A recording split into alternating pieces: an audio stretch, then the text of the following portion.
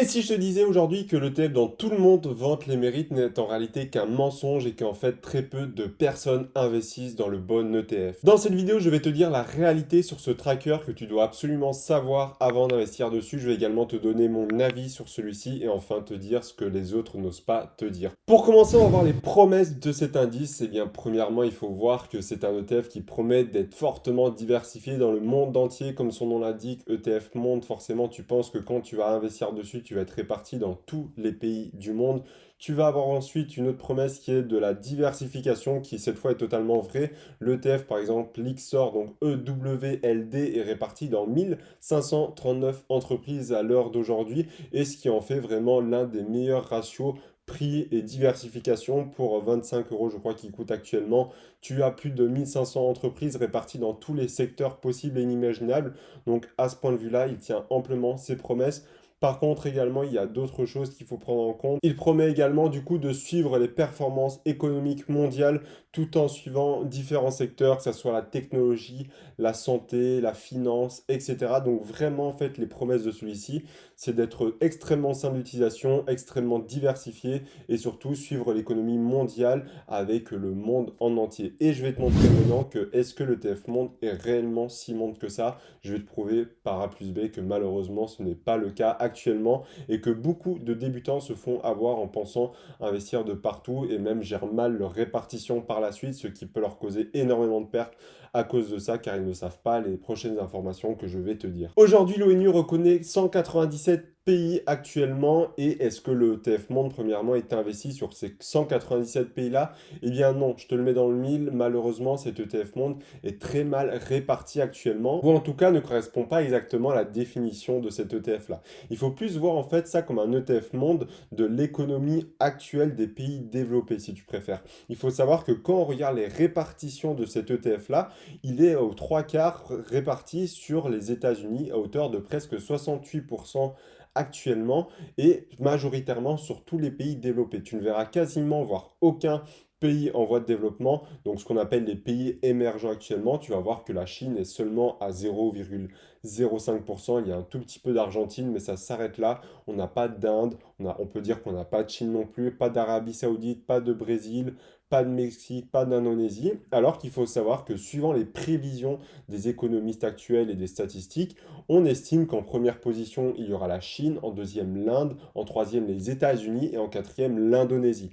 Donc en fait, on se rend compte que l'ETF monde actuel est plus un ETF monde des années 2022, donc présent, mais n'est pas un ETF monde réellement des années 2050 si évidemment les prédictions s'avèrent justes et qu'on arrive dans ce scénario-là où les pays en voie de développement actuel seraient et prendraient la tête aujourd'hui de l'économie mondiale, ce qui reste quand même fortement d'arriver quand on voit que la moitié de la population habite en Chine et en Inde. Mais je pense réellement qu'il y a un gros problème, en tout cas pas forcément intrinsèquement, mais de philosophie et de connaissances à propos de celui-ci. Quand je parle à beaucoup de débutants qui souhaitent investir dans des ETF, ils me parlent directement dans le monde ou dans le SP500, et le gros problème c'est qu'ils ne savent pas les répartitions de celui-ci.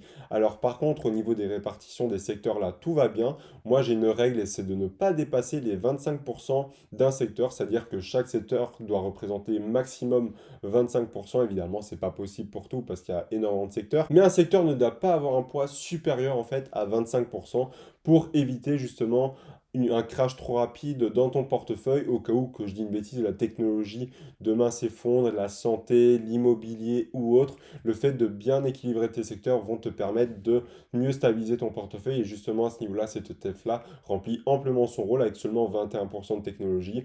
Après, il y a de la finance, de la santé, de l'industrie, des matériaux, de l'immobilier, etc. Donc à ce niveau-là, il est extrêmement bien réparti. Mais tu vas te rendre compte très vite que dans les premières positions, en fait, et dans cet ETF-là, globalement, tu as investi majoritairement au SP500, je dirais à hauteur de même 70%, parce qu'on va pas se mentir, dans les 68% qui sont répartis aux États-Unis, forcément, c'est des entreprises du SP500, et on ne peut pas les en vouloir, parce que forcément, où se situe le gros de l'économie, c'est aux États-Unis. Actuellement, c'est eux qui font vivre le marché et la bourse grâce notamment au au SP500, Nasdaq 100, Dow Jones, etc. On va pas se mentir, c'est beaucoup plus impactant le SP500 par rapport au CAC 40 actuellement, mais c'est pour ça du coup qu'il a une trop forte surexposition à celui-ci dans cet ETF-là. Est-ce que ça veut dire que c'est mal? Non, mais il faut vraiment prendre en compte cette répartition-là. Et quand tu regardes les premières lignes, tu as du Apple, Microsoft, Tesla, Amazon, etc. C'est que dans les États-Unis et majoritairement dans la technologie. Donc il faudra faire extrêmement attention quand tu vas acheter d'autres ETF ou d'autres actions de ne pas encore une fois surexposer ce secteur-là parce que je vois énormément de débutants qui font cette erreur et c'est notamment le sujet justement de cette troisième partie de cette vidéo qui sont les dangers sur cet ETF-là. Le premier danger, c'est que quand tu es débutant et que tu n'analyses pas en profondeur les répartitions d'un ETF, tu vas croire quand tu entends ETF monde, bon ben j'investis de partout, Chine, États-Unis, Europe, Asie, Australie, Amérique du Sud, etc. Et ce qui n'est pas du tout le cas aujourd'hui, tu vois très clairement. On va dire que c'est 3 quarts aux États-Unis, peut-être un tiers en Europe et quelques miettes par-ci par-là dans les pays en voie de développement. Mais si aujourd'hui tu ne te rends pas compte qu'avec cet ETF tu es majoritairement investi